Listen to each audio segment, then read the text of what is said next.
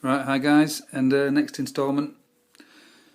So this one's Warmaster Dogs of War Army. So these miniatures are all Pendraken, apart from these. Wait a minute.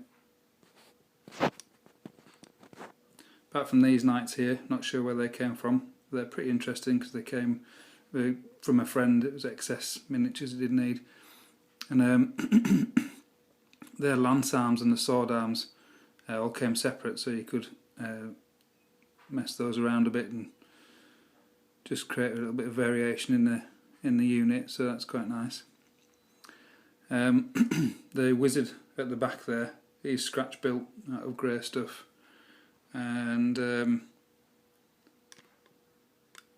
birdmen at the back, they're scratch built as well. I showed you how to do those in an earlier video.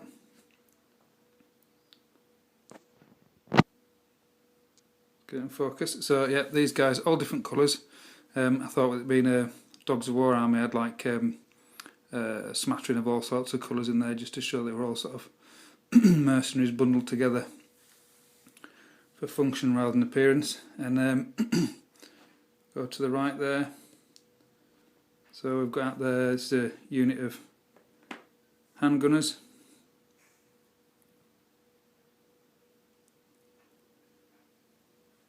So great sculpts, great miniatures from Pendraken as always. Nice minis, so I've got a unit of those. And out the front here we've got crossbowmen. 2 units of those.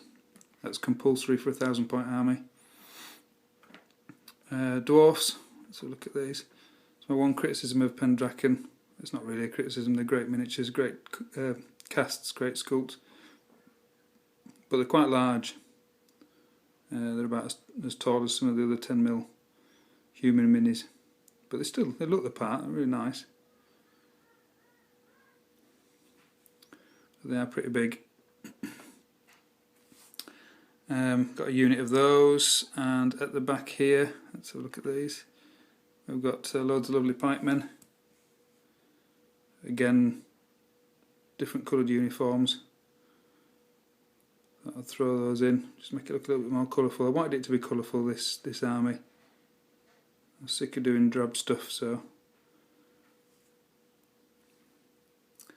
And then the birdmen, I think you've probably already seen before. Not sure, can't remember if you've seen them finished.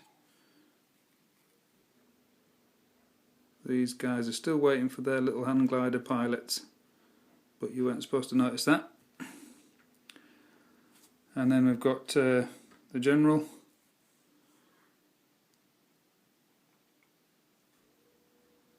And I hand painted the.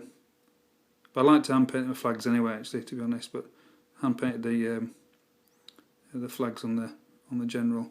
And when I've finally painted all 2,500 points worth of miniatures, all the different units are going to get banners, unit-specific banners. So this is one of the heroes. It's actually a general miniature, really. But I'm using it as a hero because I'm using some Amazon as swordsmen. So that's the Amazon Queen on her litter. And then can't really miss out the ladies of the army. Voluptuous individuals, obviously fun to paint. And then we've got some galloper guns. Now there's supposed to be 2 of these in a unit, but there's 3 actually out here painted, but that's because Pendraken sell them in 3s. Couldn't leave one unpainted, so did that. What's nice about these, they've got the little brazier at the back with the coals in. I thought that was a nice touch. A unit of those, and then I've got Pendraken's trolls, which have been painted in ogre colours. There is such a thing. And again, I wanted to employ quite a lot of colour on these, so I made them pretty vivid. But they were fun to paint. It's a lot of shading and muscle tone, so enjoyed that. And then the Tuskers, and there's only supposed to be one of these per 1,000 points, but I've painted two because I had to. And again, these are painted with different colours, so as if they've been recruited from different places, different princedoms, earldoms. And these Tuskers, the elephants are from Pendragon, but actually extended the tusks. I put wire tusks in and extended the tusks to make them a little bit more menacing. There's supposed to be an element of fantasy in there, and all these are, on the whole, are pretty much middle and late European armies from medieval. And then we've got the scratch built guy there. It's not the greatest sculpt, sorry about that, but my scratch built wizard.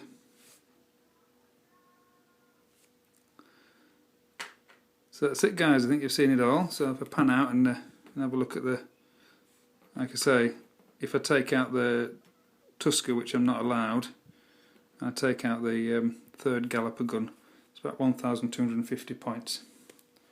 So let's pan out and you can see the lot. So it's a tournament army. That's that. Then when it's finished, it'll be double the size. And then on a slightly different note, I don't know if you guys have seen this. Obviously not my tablet, but I don't know if you guys have actually seen this, but this is the, I'm sure most Warmaster players will be aware of this, but this is the Warmaster Selector, and it's a wm-selector.appspot.com, and basically you can choose your